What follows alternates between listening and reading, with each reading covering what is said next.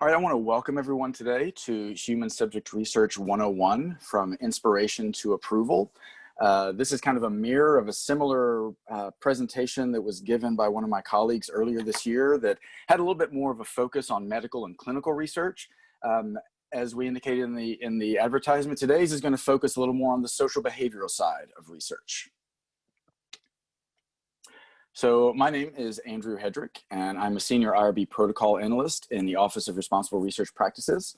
I'm also joined today by Sandra Meadows, who is our educational program manager. So she helped set up this presentation today and all the presentations that our office puts on.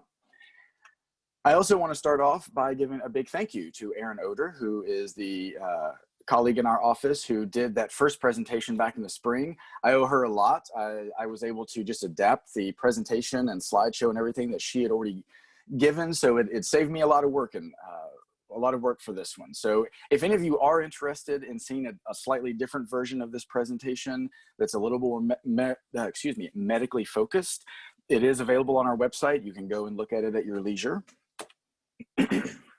So I want to start off today with a poll question to just get a little bit of an idea of who you all are and what our audience is looking like today. So my primary role in human subject research is principal or co-investigator, graduate assistant or key personnel, student researcher, or something else. So I'm going to go ahead and launch that poll.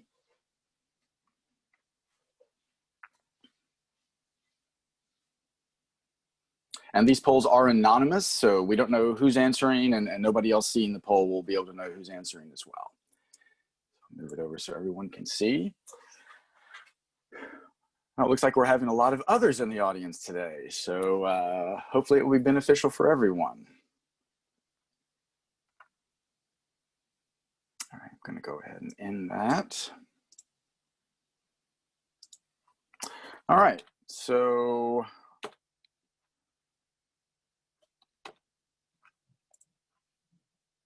now, one more poll. So a little bit more about yourself. Would like to know in terms of your experience with human subject research in the IRB. Tell us what level of experience you have. You're either brand new at this, getting there but still have a lot to learn, or you're maybe experienced but just looking to reinforce your understanding, or you're practically an expert and you don't even need to be at this presentation. So go ahead and launch that one.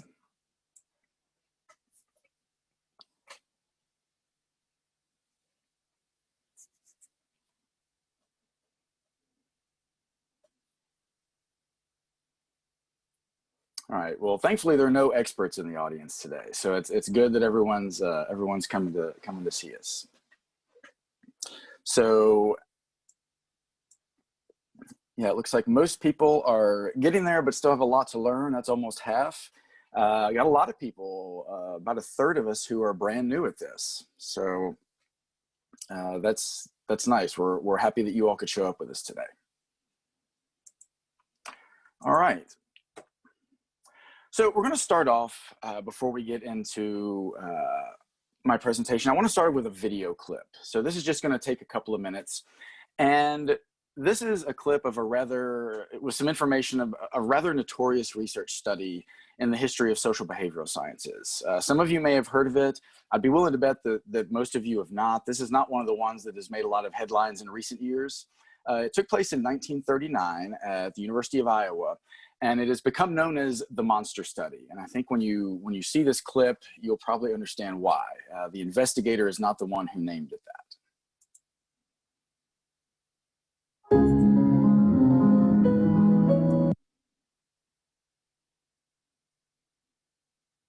Which has since been known as the Monster Study. The Monster Study was a stuttering experiment that was conducted by Wendell Johnson, who selected one of his own students, Mary Tudor, to conduct the experiment. In this study, Johnson gathered 22 orphan children and divided them into two separate groups. None of the children were told of the experiment. Instead, they were told that they were going to receive speech therapy. Included in the 22 were 10 children who were identified by the orphanage personnel as being stutterers. The children were divided into two groups, with 5 of the stutterers in one group and 5 in the other group.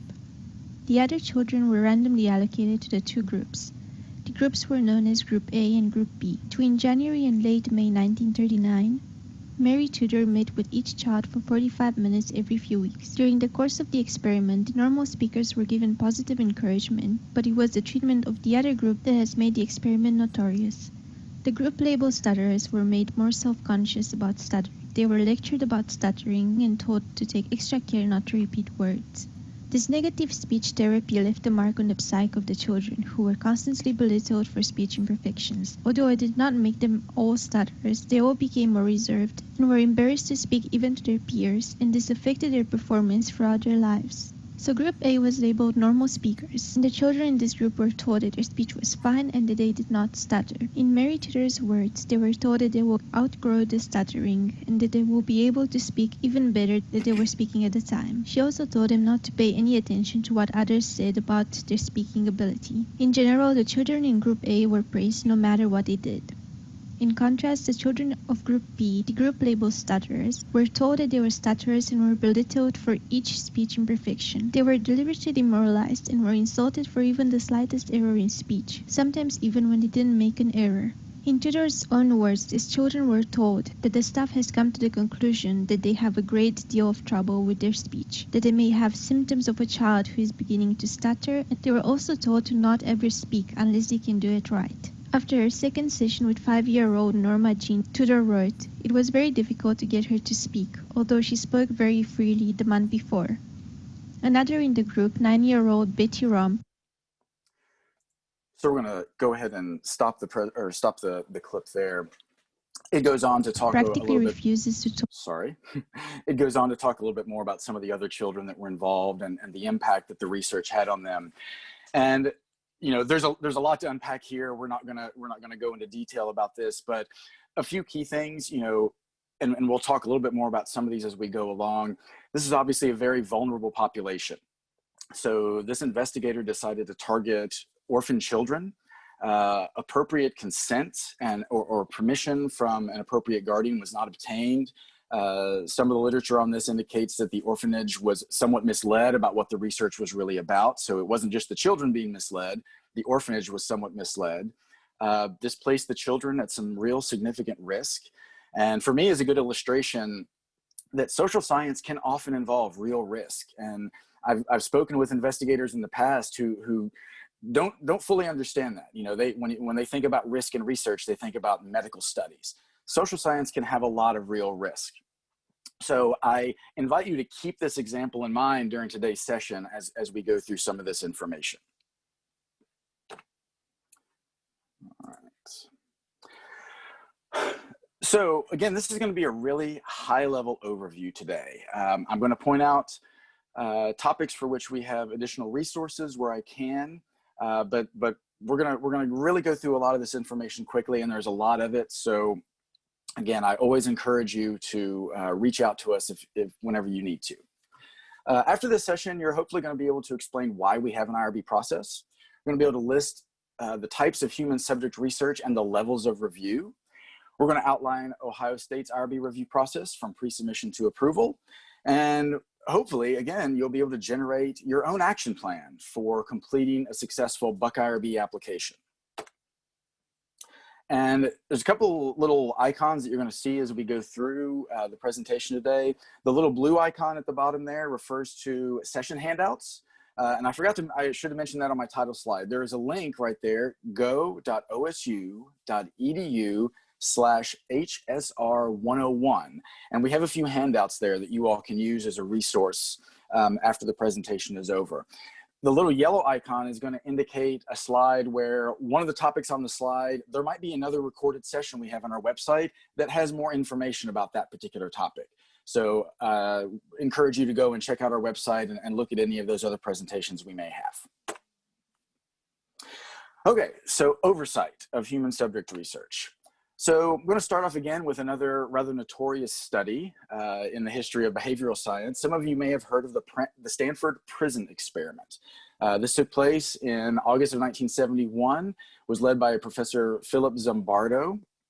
And you can see there's a clip of the newspaper advertisement they actually put in the newspaper advertisement in the newspaper. advertising to the students that they needed as subjects for the research. So they were given $15 a day, which in today's dollars would be about equivalent of $100 a day, so that's not too bad for a college student. So this experiment, they gathered these students and divided them into two groups. They assigned one group to act as prisoners, and then they assigned the other group to act as prison guards. And the experiment was supposed to take place over a 2-week period. It was shut down after about 6 days. And there were multiple issues with this project. So there was a lack of real informed consent. There was a consent document used, and it's available out on the internet, so you can go and look at it. It does not meet the expectations of an informed consent document that we would see today. There were also scientific concerns about this study. Instead of being an unbiased observer, the PI actually embedded himself within the research and acted as the prison warden. Some accounts actually say that he encouraged the students who were acting as guards to mistreat the students who were acting as prisoners. And the experiment devolved pretty quickly. Within the first day, whether it was encouragement or not, the students who were acting as guards started to mistreat the other students. The students who were prisoners, even though they were told they could leave, felt like they weren't allowed to. So there's a lot of issues that came up with this experiment. It's something that would never make it through an IRB process today. So there are multiple ethical principles and codes throughout the years that have kind of shaped where we are today. There was the Nuremberg Trial after World War II that, where the Nazi scientists were tried for the atrocities they committed against the Jewish people during World War II. The Declaration of Helsinki is one that focused on biomedical research. We're going to talk a little bit about the National Research Act of 1974. So, experiments like the Stanford prison experiment and other medical research like the Tuskegee syphilis study, which some of you may be familiar with, finally led the US government to act in the 1970s. And so the National Research Act was passed, which eventually led in 1978 to the Belmont Report. And this is a set of ethical principles that is the foundation for everything that we do today. And there were 3 essential principles or pillars that came out of the Belmont Report. The first one is respect for persons. And essentially, respect for persons states that individuals are autonomous beings and they have the right to choose their own destiny. And the way that we apply this ethical principle is through the informed consent process. So individuals need to have the necessary information about a research study in order to make an informed decision about their participation in that study. And informed consent is how we address that.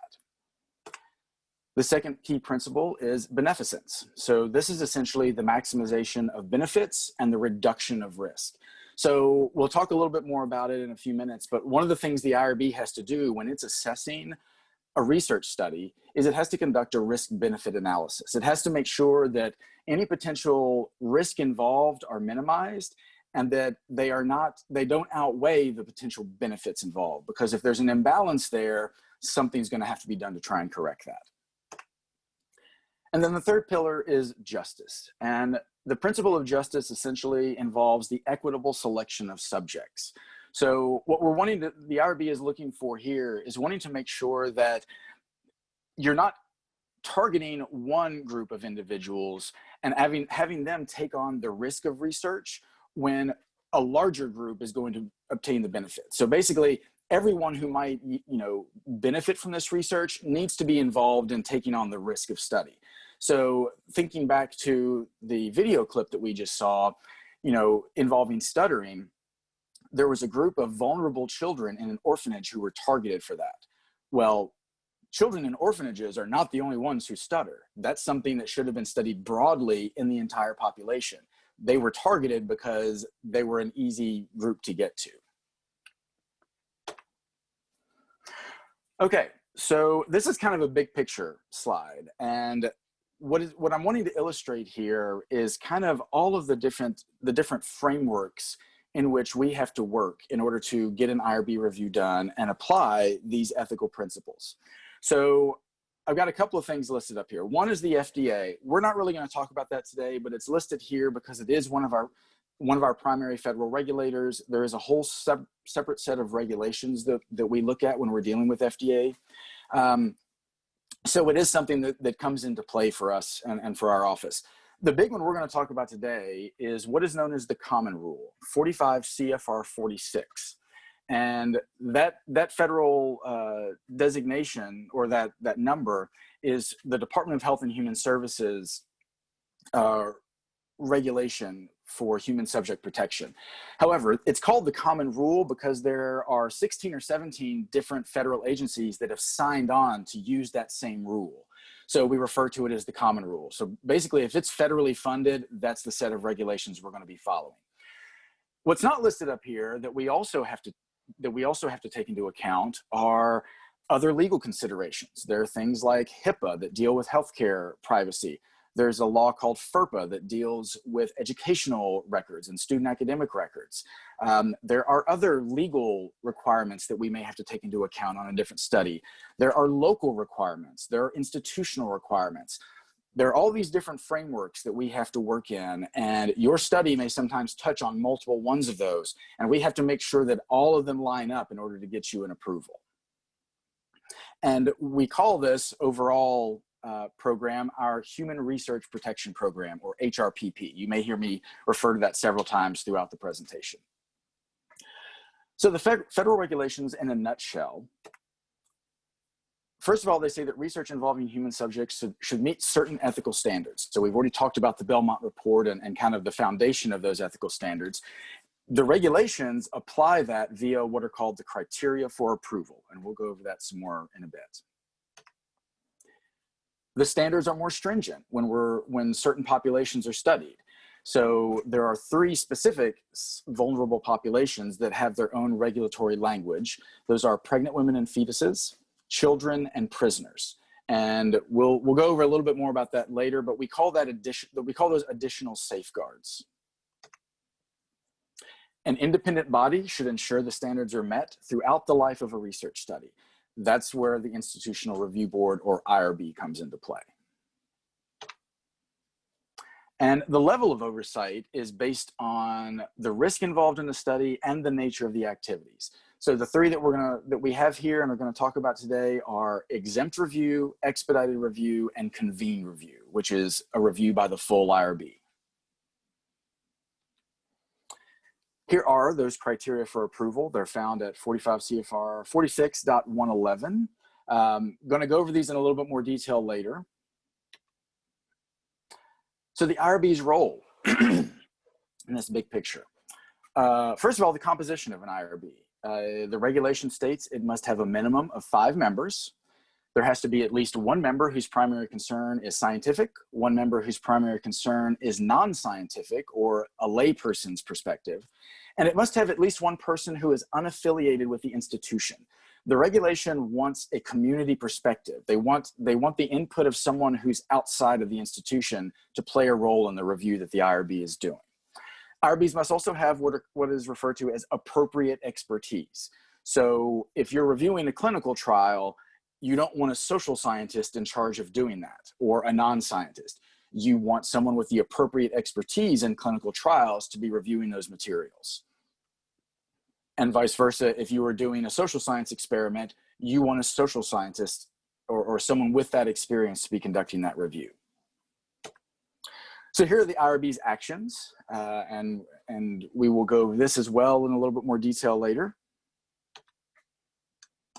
So our next poll, number 3. Considering who ought to receive the benefits of a research study is most closely associated with which Belmont principle? And so we have the 3 Belmont principles there. And I'm going to go ahead and put this next question out there for you.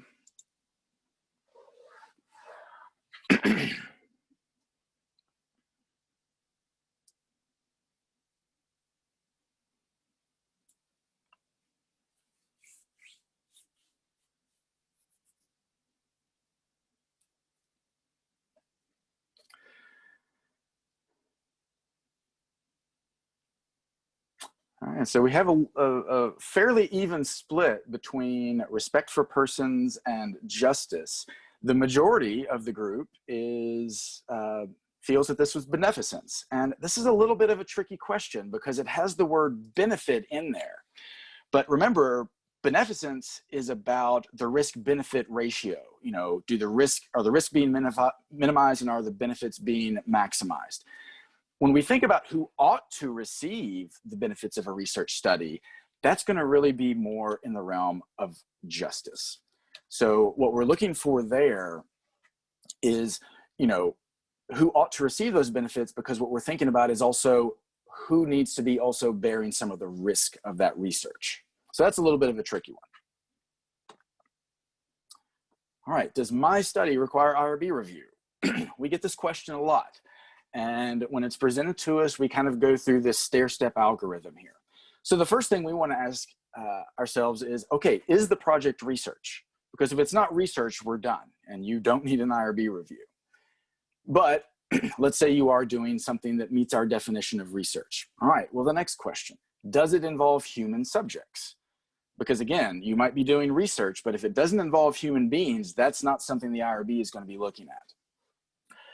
All right, you're doing research, and yes, it involves human subjects. All right, we're going to need something from the IRB, and it's time to figure out what type of a review might be required. And here's an email address we have for our office where you can email this inbox directly if you have a question about whether or not your research involves or whether or not you meet the definition of human subject research, because it's not always clear cut. So I mentioned research and I mentioned human subjects, and that we look at those to see if your research would fall into, you know, meet those definitions. So let's talk about those definitions for a minute. Research, as defined by the regulations, is a systematic investigation, including development, testing, and evaluation, designed to develop or contribute to generalizable knowledge. So that's a really important thing to think about. Generalizable knowledge, taking information obtained from a sample of individuals and being able to draw conclusions or apply that information to the larger population. That's what we're talking about when we think of generalizable knowledge. There's a lot of things that may look like research that don't meet this definition. So for example, we have departments and units here at the university that often get hired either internally or in some cases externally to conduct program evaluations. So for example, the Columbus School District may hire a unit at the university to come in and evaluate a new, I don't know, school voucher program or something that they're implementing. Something like that may involve things like surveys or interviews or focus groups, but it's not usually going to be to develop or contribute to generalizable knowledge. They're just wanting to evaluate this particular program in this particular school system to see if it's being effective. That would usually not be considered research under this definition. So those individuals would not be going through the IRB in most cases. Sometimes they do because they're going to be doing an evaluation, but they also want to use it for research. So that could be a little bit of a different situation. At the hospital, they often do what are called quality improvement projects, where they're just basically assessing the level of patient care and seeing if they can improve it in some way. Again, they're not trying to contribute to generalizable knowledge. They're just trying to improve their own internal processes. Again, not something that would meet the definition of research.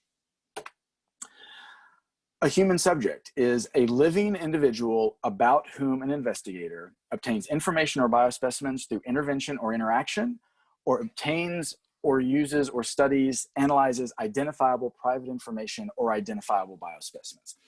So a couple of really important things about this. The first word, living. If you are doing research solely on deceased individuals, you are not using human subjects under this definition. So you would not need an IRB review. A living individual, and this is really important, about whom an investigator. That about whom is really something that we look at closely, because it is quite often the case that human beings are involved in a research study, but it is not about them or their perceptions of anything.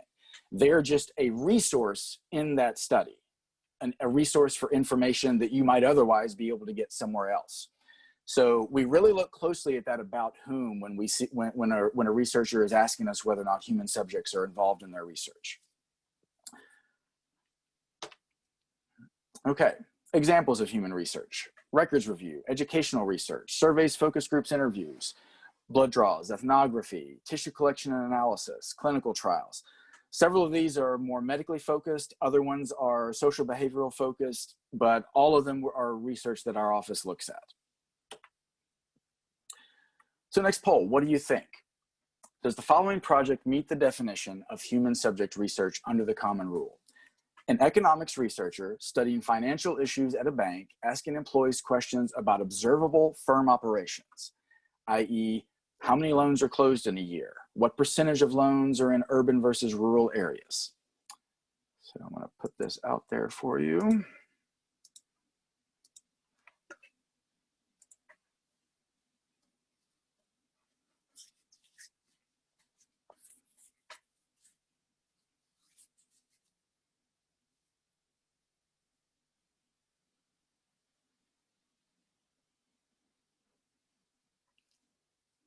Give it a couple more seconds.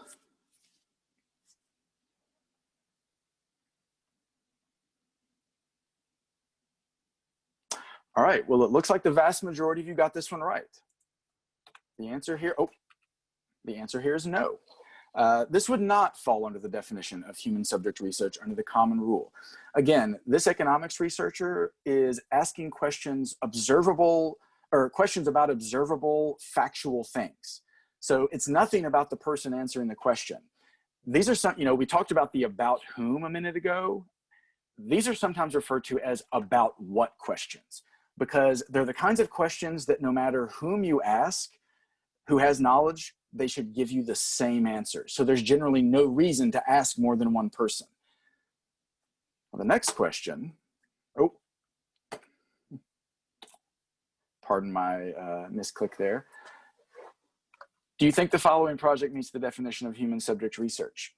Same economics researcher studying financial issues at a bank, asking employees their opinion regarding firm operations. Do you think your firm offers enough services to rural areas? Do you think minorities are adequately serviced by banks? Do you think this one would meet the definition of human subject research?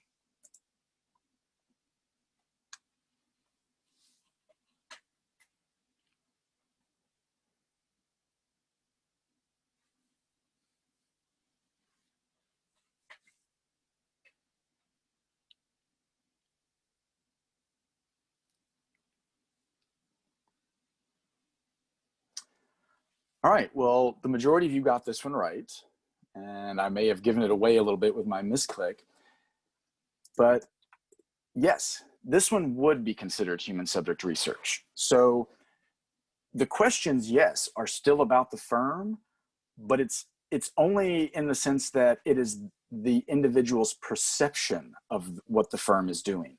And your perception is about you. It's not about anybody else. That is about you. So just because they're asking them an opinion of an outside thing, it is still their opinion that is the focus of the question. So this would be considered a human subject. All right, my study involves human subjects. Now what? All right, so we have our 3 levels of review here. We're going to go through each one of them briefly. We have exempt review, expedited, and full board review. So exempt is presumed to be low risk, and it has to fit into one of several categories of exemption. And what this means is the federal regulations technically don't apply to this research. At Ohio State, under the common rule, we have 6 categories of exemption. Must meet certain conditions. And this is generally an administrative review. This is not something that goes to the IRB in most cases. So I'm actually an exempt reviewer in our office. When these come in, we're going to look at the criteria that, or the category that it was submitted for exemption under. And eventually it will either be determined exempt, it will be determined not exempt, meaning that it's going to have to come back in for an IRB review. Or in some cases, this type of research can be determined to be not human subject research for one reason or another. Sometimes you might be just doing a program evaluation and the researcher didn't realize it. So we'll get that application in. If that's the assessment that's made, then we're gonna send it back to them and say, you don't need anything from our office or the IRB. So some of the big ones for social science are an exemption for educational research. So again, if you're doing research in a common educational setting involving normal practices, non-interventional, you might be exempt from IRB review. Another really common one is an exemption involving low-risk survey and interview procedures. A big one for the social science side, and this just came into effect at the beginning of last year when the common rule was revised for the first time since its inception. And this is an exemption for benign behavioral interventions. Prior to this coming into play, almost all interventional research required IRB review. So we've had a lot of investigators taking advantage of this exemption. All right, so let's say it comes into our office and a determination is made, this is not exempt. For whatever reason, you don't meet the criteria listed in whatever category you submitted for. Well, now we're gonna have to talk about an IRB review. So the first level of that is expedited IRB review. So what this means is that it only has to go to one IRB reviewer. Again, there's a set of categories that we'll briefly talk about in a moment that it has to fall into. And this is presumed to be not greater than minimal in risk. And that little FDA designator should not be there.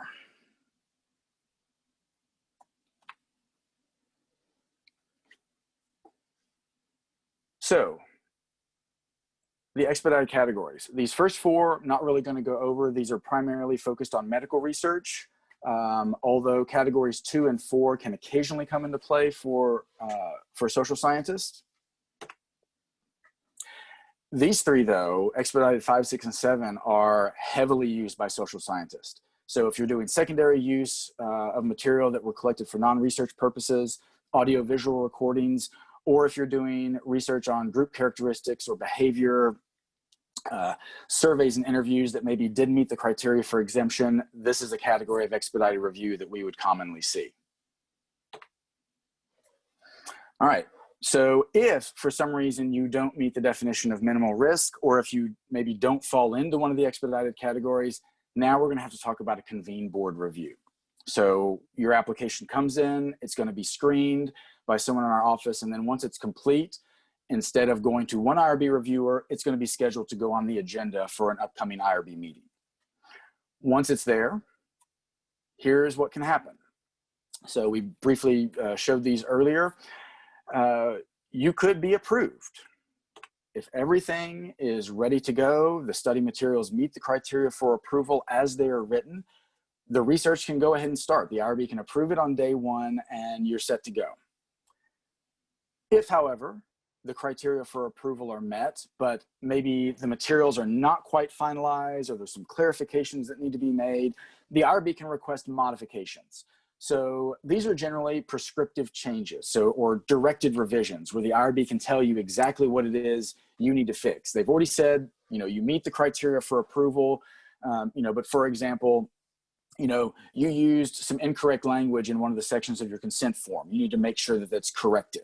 Or there's some inconsistencies in your Buck IRB application that need to be corrected to make sure that, your timing is right, or the correct number of subjects you told us about is consistent, whatever. Small changes, directed, and when this comes back after you make those corrections, it's usually only going to go back to one IRB reviewer instead of the full board, because they're, again, just making sure that you follow through with those changes the way that the board requested. All right, the IRB is unable to evaluate the criteria for approval. So this is going to get deferred. And this usually means that there's some major gaps in your application. There's some major things that the IRB, for whatever reason, it just can't, it can't apply the criteria for approval. It maybe doesn't fully understand your consent process. Maybe there are risks that they feel might be there that aren't addressed. Any number of things can cause this to happen. And so this is going to get sent back to you. Same thing, you're going to work on it and then send it back into our office. But in this case, because the criteria for approval could not be applied the first time, this is going to have to go back to the full board for review. The last one, thankfully, does not happen very often. And it especially does not happen very often with social behavioral research, because so few protocols in the social behavioral world actually end up going to the full board. The vast majority, probably 99% of them, are going to either be exempt or expedited review. But if you do make it to the full board, and after potentially several rounds of deferrals with the IRB, they simply think there is nothing more you could do that would make the criteria for approval met, they're going to just outright disapprove the study, which means it's essentially the end of the line. They don't feel there's any change you could make that would satisfy the criteria for approval, and you're going to have to probably start over with some type of new application, or in some cases, abandon the research idea altogether. Again, this does not happen very often, and almost never on the social behavioral side, because there's just so few of these reviews done to begin with. Okay, so next poll, what do you think? A study involving administration of a questionnaire to 8th graders and prospective collection of identifiable data from educational records is most likely to require what level of review?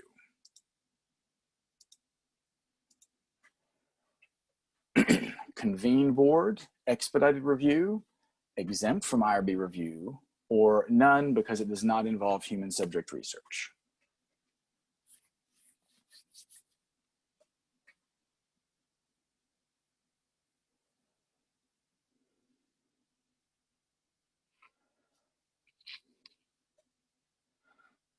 Okay, we got a little bit of a mix here. The majority of you, I think, got the correct answer, which is expedited review.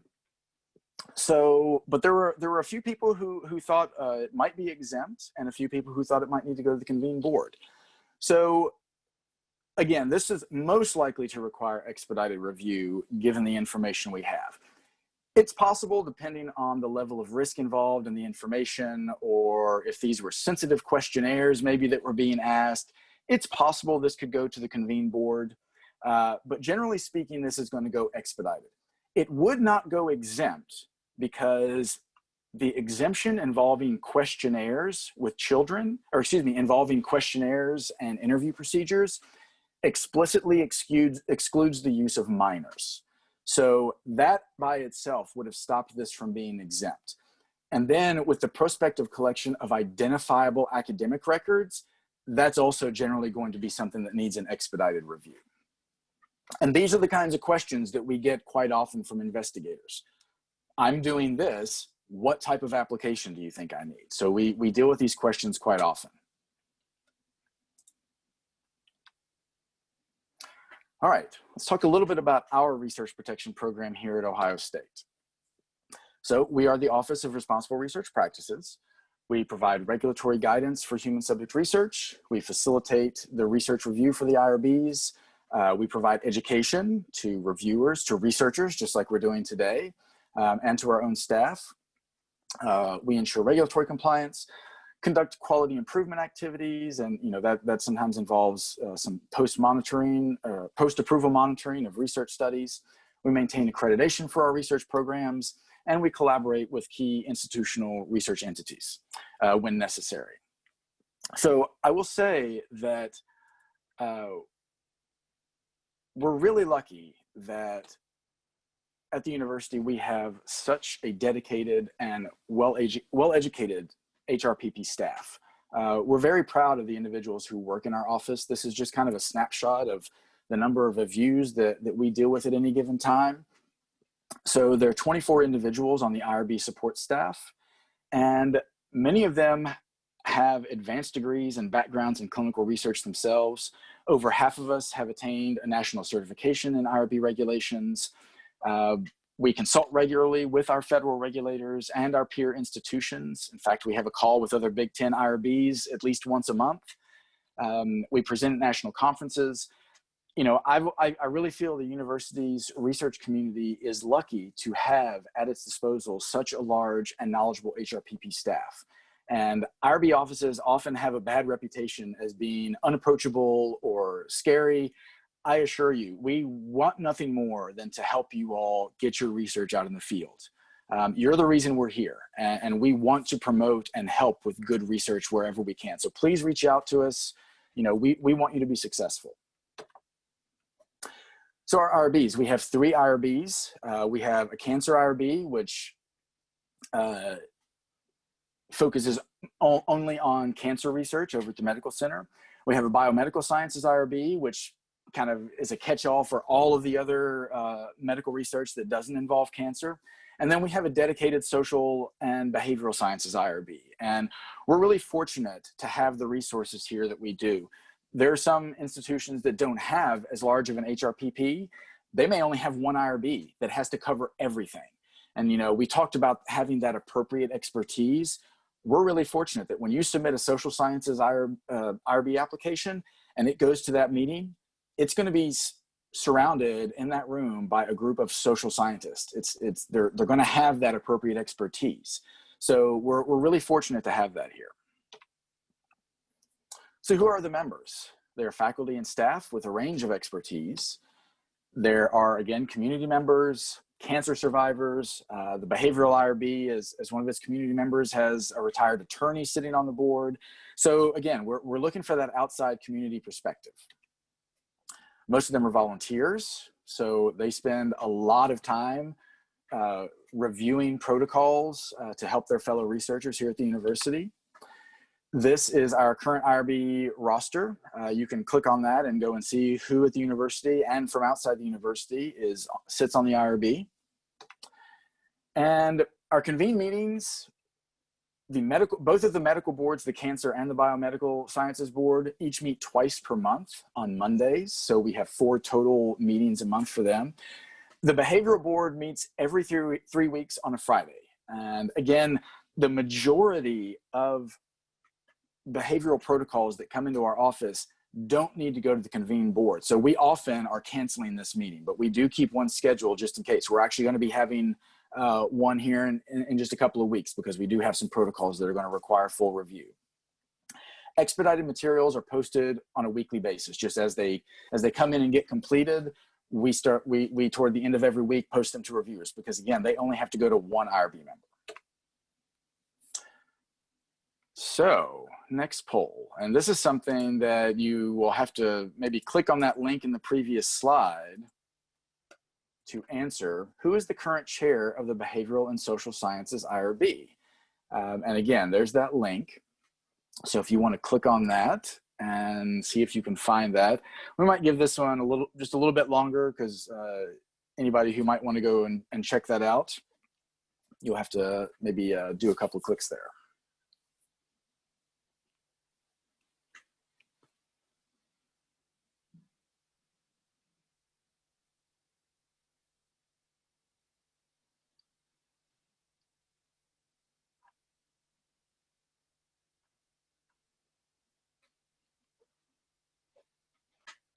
Okay, I think we give it just a couple more seconds.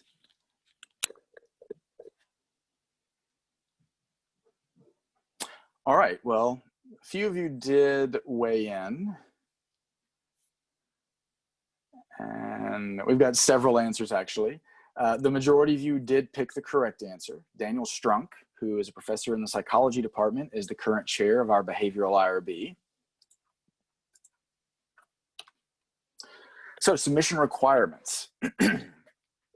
So we have an electronic submission system called Buck IRB, and this is set up to be a smart form. So as you answer questions on the various pages, your answers affect what the application looks like going forward. So if you get to the informed consent process page, if you click on one of the buttons that says you might need a waiver of some kind, well, that's going to tell the system, hey, there's another page I need to add into this application because there's special requirements and special questions related to waivers that we need to have. If you're not using waivers, the form isn't even going to show you that page. So it tries to minimize and make your application as small as it possibly can and only ask for that additional information when it knows that we may need it or that the IRB may need it. So what types of studies require submissions in Buck IRB? Everything. Exempt and non-exempt both require a Buck IRB application, although they are not the same exact application. The exempt one is a little more streamlined and shorter. So the system is asking you for a lot of information, from basic information, what are you doing, who are you doing it with, you know, it has pages that address consent, that address HIPAA. It's going to have information in there or that you have to fill out regarding risk and benefits. Remember, the IRB, one of the keys to the criteria for approval is a risk benefit analysis. So it's trying to gather all the information we need in order for the IRB to apply that criteria for approval. So the submission components. Well, again, completed Buck IRB application. We're going to need your detailed protocol. We're going to need any recruitment materials, consent forms, surveys, questionnaires, basically anything related to your human subject research activities, the IRB needs to see it. And some of it will be information that the IRB is approving. Others will be just information that's for reference, but the IRB needs to see anything related to your protocol. So the process, Buck IRB submission comes into our office. The ORP staff is going to go through and do a screening or a pre-screening of that application. You can see there's kind of a circle back and forth there at that second step, because if it comes in and it's either not complete or we can see that there's information that the IRB may need that's not clear, we're going to send it back to you, because we don't want to send a bad application forward. We want to try to help you get the application as complete as possible before we move to the next step. Once we verify it is complete, then it goes to the IRB review. And, the ORP staff, again, is just looking for completeness.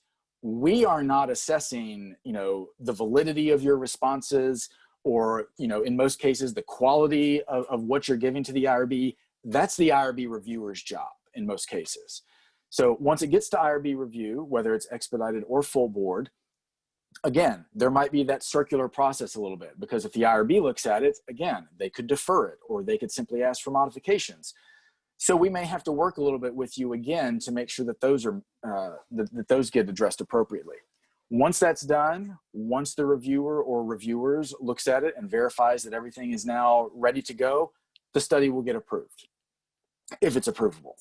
I will note one thing, that if we're talking about exempt research, that second step is where this is going to end, because again, that determination is done just by a staff reviewer. That's never going to go to the IRB in most cases. All right, how long does it take? So this is information that's available on our website. It's updated daily, and I believe it takes into account the past 90 days. So you can go and see kind of estimated review times. Again, these are just estimates. What happens after approval? Well, for non-exempt studies that went through IRB review, there is an annual review process of some kind. So in some cases, it may be what's called a continuing review. In other cases, for minimal risk research, it's usually going to be an annual status report. Continuing reviews must go to an IRB reviewer. Annual status reports are handled by staff review. If you need to make a change in your research, there's an amendment process for IRB reviewed research. So you can open up an amendment application. Let's say that you want to add a questionnaire to your existing study, or you need to make an update to your consent form because maybe you discovered a new risk involved or something like that. You can send an amendment in with the new form and everything, and it'll go to an IRB reviewer. If you have problems, if there's unanticipated harm that occurs, if there's a deviation of some kind, we have an event report process. So if something like that happens, the IRB needs to know about it. Maybe there was a new risk that was discovered during the course of the study that you weren't aware of, and maybe somebody got hurt or some other type of problem. The IRB has to be told about those things because it may have to reassess the criteria for approval. There's an event report for that. For exempt studies, they're active in Buck IRB for a period of 3 years, and they're not set up to be amended. Exempt research is generally kind of one and done research. There's seldom amendments needed for it, and so Buck IRB actually is not set up to do that. The one thing you can change are your study personnel if you need to update that. Other than that, if you need to change something about an exempt study, there is a copy feature in Buck IRB, and you essentially have to just resubmit the entire project again to have that exemption determination made again. This is just a tip sheet. This is included in your handouts. This one is more medically focused. We don't have this table or an equivalent of it for behavioral studies, but much of the information is the same, and there's a lot of good information on here, so we wanted to go ahead and include it. All right, planning a successful IRB submission. I love this meme. Anybody out there who is a Lord of the Rings fan will appreciate this.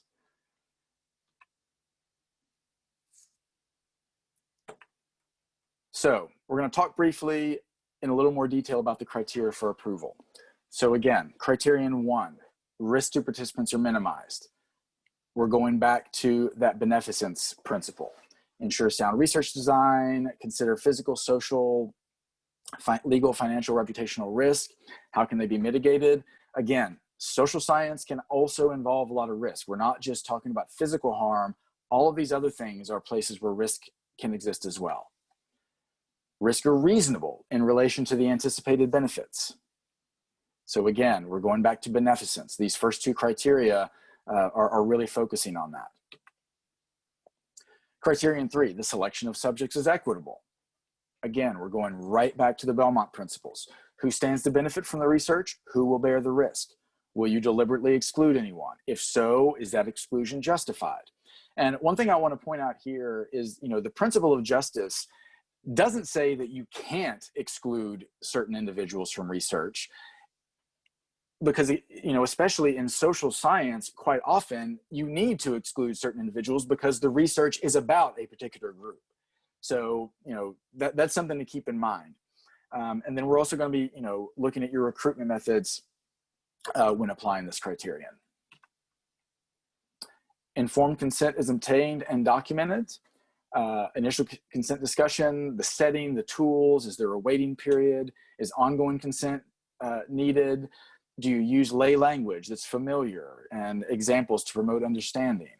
Future use of de-identified data, is that disclosed appropriately? Waiver or alteration of the process and or documentation. Again, if you want to ask for a waiver, there are certain criteria that have to be met, and the IRB will have to assess that when applying these criteria.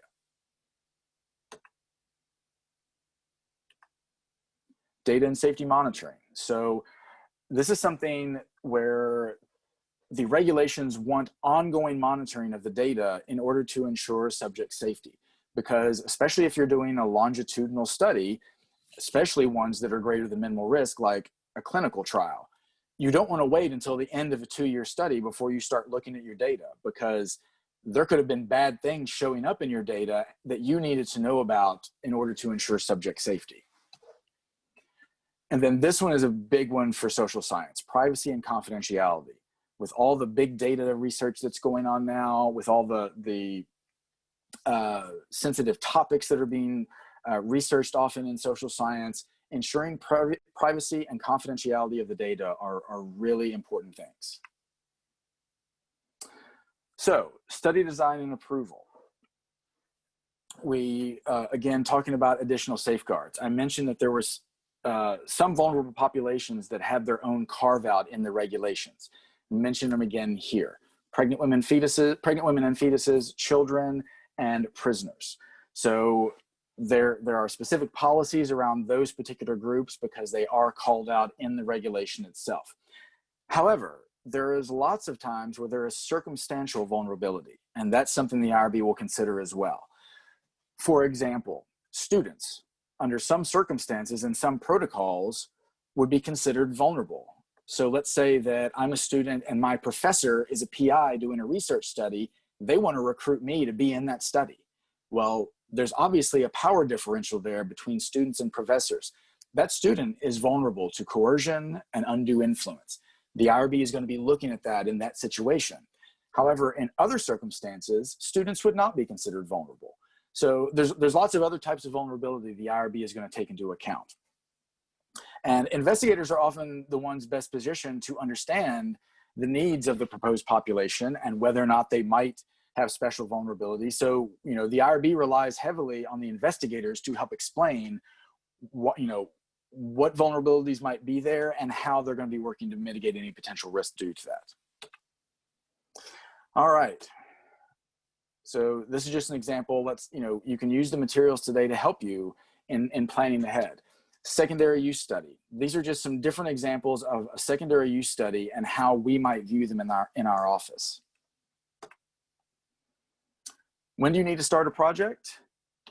The best advice I can give you is the sooner the better. You know, when you're planning a research study, you know, we have those average times posted on our website for getting an IRB review done or an exemption. Well, again, those are only estimates. We really encourage anyone to try and get an application into us as early as possible to ensure that we can get it approved for you in time for you to start your research. It happens almost every year, and it breaks my heart when I'll get the phone call or an email from a graduate student who's supposed to be graduating in May, and it's late March, and they're telling me I need to submit an IRB application so that I can do a research study in order to graduate in May. I know that may sound far-fetched, but believe me, it happens a lot. And at that point, it's too late quite often for us to be able to help you under the best of circumstances. So we really want everyone to think about timelines and what all goes into the review process, because it's not always just about the IRB review. You know, there could be outside consultants that need to be involved. There could be sponsor issues if you're doing funded research. There's any number of things that may play a role in how long it takes us to get you to that final approval. So again, we have recorded sessions out there that can help you with some of these more individual topics that you may need help with. So we encourage you to go out and check those out. They're really going to help you when you're putting together your application. More guidance on our website, and these are also in the handouts. There's links to a lot of these. There are FAQs, there are templates on our website, tip sheets, lots of information to help you out depending on the type of research you're doing. This one is one that I think is really important to pause on for just a moment. And that is tailoring your application materials for the IRB reviewers. One thing to keep in mind is that an IRB application is not written the same way as a grant proposal. We don't want a lot of heavy scientific language or jargon. We want it written as clearly and concisely as possible. Because remember, although this may be going, you know, if you're in anthropology, so for example, this is going to go for review to a social scientist, but they may not be an anthropologist. They may have expertise in a different social science discipline. So we want to make sure that the language is clear, that it's understood by a layperson. And again, we're not looking for a lot of heavy scientific information. The IRB is not primarily a scientific review committee. You got to put that kind of stuff in your grant application because yes, you need to impress the grant reviewers, and you know, you're competing with other people for funding, and you have to make your project stand out and justify why you should get that money. We have an unlimited number of IRB approvals to give out. You just have to make sure that your project is meeting the criteria for approval and the ethical standards that we have to apply. So that's a real distinction I like to make, because I cannot count the number of times I've received a protocol for someone or from a researcher, and it is so heavily or so much like their grant application and talks about so many things that are not relevant for the IRB that it was hard to even decipher which pieces of it we needed to be looking at. Respond promptly. This is one thing which those timelines I mentioned, it's not always on us. I've had investigators that I've sent them an incomplete notice back, and it's 3 weeks before I hear back from them. Well, that's going to make that timeline look a lot longer, but it's also largely on the part of the investigator to be prompt when responding to us, just like we try to be prompt when responding back to investigators. It's also really important that you address everything that was in the notice. I've had to send multiple incompletes back to investigators before, simply because they have not addressed everything that we sent them the first time. So make sure you're reading those letters all the way through and getting all the items addressed. If a request is unclear, contact us.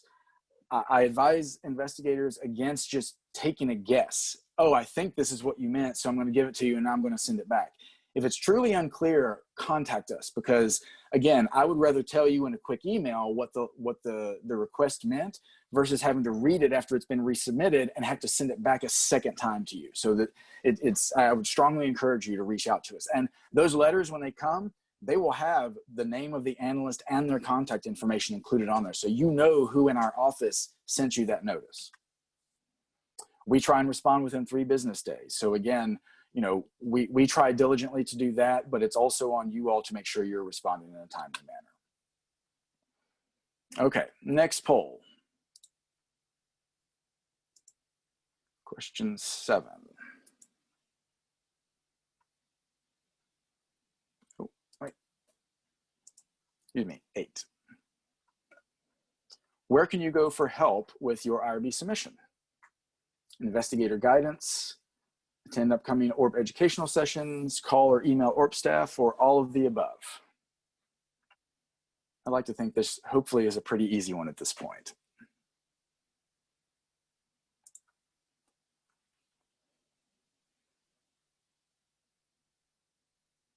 Okay, well, 100% of attendees agree that you can do all of these things. We have lots of resources, so we encourage you to use all of these when you need help. So what we've learned today is a little bit about the overall structure of our human research protection program. We've learned about the various ways that the IRB reviews research here at OSU. Giving you a snapshot, a little bit of information about our office and its structure. And we've also hopefully given you some tools that will help you when you go to design your IRB project and submit, or excuse me, design your research project and submit your IRB application or application for exemption to our office. And I just thought this little guy was cute, so wanted to give everybody a little bit of inspiration here at the end. A couple of things I want to note before we close out here. We have ORB office hours are now officially up and running. So this is something that we just started last month, or we're in our first month of it. So if you go to the Research Commons website, you know, as I've told you, you're always free to contact us directly if you think one of us can help you with a question. But if you just have more general questions and would like to go to kind of a more regularly scheduled time to have a meeting with someone, on Thursdays from 1 to 3, we have 4 half-hour slots reserved. And you can go to this website and reserve one of those slots, and an analyst will be there in a Zoom room waiting for you to try and help you address your questions. We also have the new Controverted Issues blog. So this is the blog of OSU's Human Research Protection Program. So you can click on it and it'll take you to some information about that and to the blog itself on our website. And I encourage everyone to subscribe to that.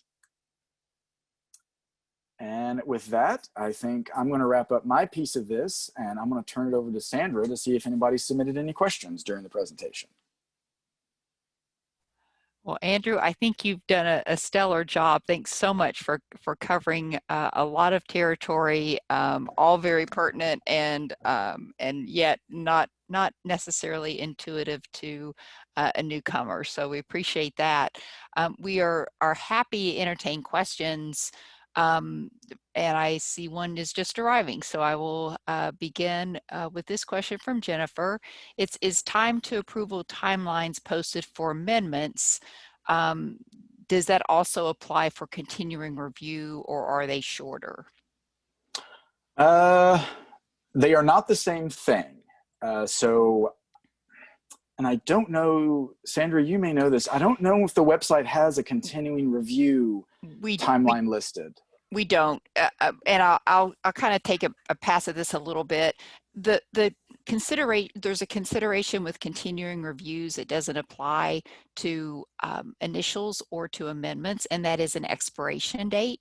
So the review process for continuing reviews oftentimes focuses on when does the study expire, and not shortening prematurely the approval period for the study so that the time frame for submitting the next continuing review isn't sooner than it has to be. So our office works to try to balance not getting too close to the edge, but also not shortening what approval period you already are operating within for the research project. So that's why we don't post approval timelines, because they are, I guess I would say, artificially impacted by our prioritization of those projects when they're being submitted.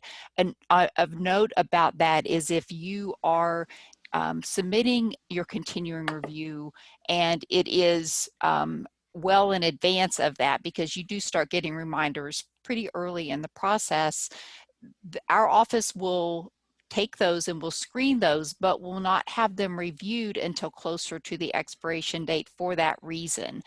If there's something that you need to submit beyond the continuing review, so let's say you need to make some changes to the study, but you want that continuing review to be reviewed first and approved, and then start your clock again for the next year, and then submit your amendment, be sure to let our office know that, because otherwise our routine approach to that is to pause on those CRs until they are approaching the expiration date again, to give you that as long a time as possible for your approval periods. And you're welcome. Other questions? Thanks for that. But this is very great opportunity to hit Andrew up with some, and it doesn't have to be it can be a more specific question, or it can be something that is more general as well. We're happy to take those and work through those with you here. Again, you're also certainly welcome to submit those directly after the session, or to keep in mind that we do have board specific mailboxes. So each of them, the cancer IRB info, the biomedical IRB info, and the behavioral IRB info, are boxes that are monitored, that you can send in general questions about your research if it isn't, or you can send in a study specific question into those mailboxes, and staff that support that particular IRB can respond to your question in the context of that project, which is generally really helpful. Yeah, there's a lot of things that I was not able to cover today, or that I had to just push through really quickly. There's a lot of questions that come in related to vulnerable populations, and there's a lot of specific details that we look at when for example, we're dealing with children.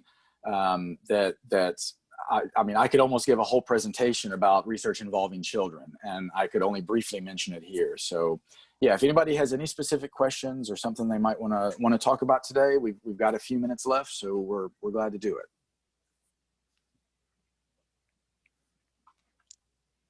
We also, I see colleagues from the medical center among our attendees. Just a reminder that we do have an upcoming second FDA session that will be focusing on medical devices. And so we're based on feedback and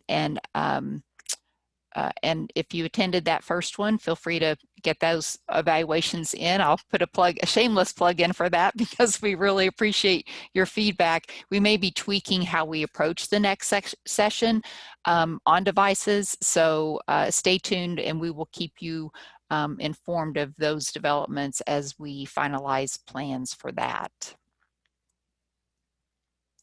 Well, Andrew, it looks like you have just covered the content perfectly, and we again appreciate everyone's attendance today. We thank you for being. We will very much appreciate in advance your feedback about the session. It really helps us tweak and refine the material that we're delivering to our research community so that it's as helpful as possible. So please feel free to offer suggestions or ideas about other topics that that would benefit you, or ways just to adjust what we've done today to be more effective to meet your needs. And we look forward to hearing from you on those points. Brian, I'll just ask if there's anything else we need to cover, but we, I think, have completed our mission today to get this session out to our guests.